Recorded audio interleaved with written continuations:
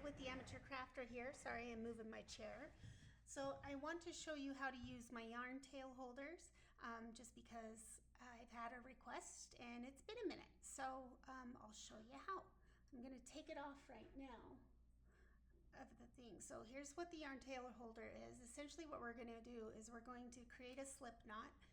I like, that one I did wrong, but I like the slip knot to go so that if I pull this tail, it will get tight, not if I do the cake side. So let's see if I can do that on the first try. I did it, yay. See, so I pull the small tail and my loop gets smaller.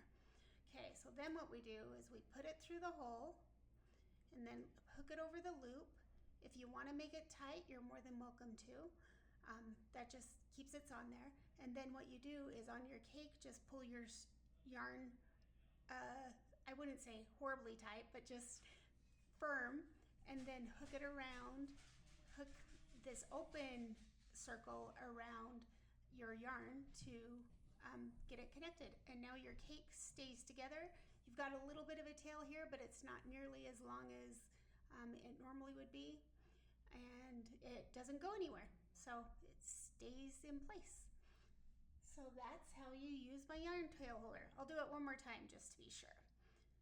So I'm gonna undo it, just slide it out. And I'm gonna untake this off of the post, the yarn slip knot off of the post. Let me make my hole bigger again. Okay, there we go.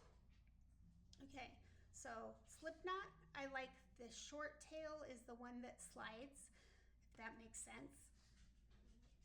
Through the closed hole, over the loop, pull the tail so that it gets firm on your post, and then hook it over a couple of yarn, or a piece of yarn or two on your skein. Okay, I hope you could see that, and I hope this helps. Thanks, bye.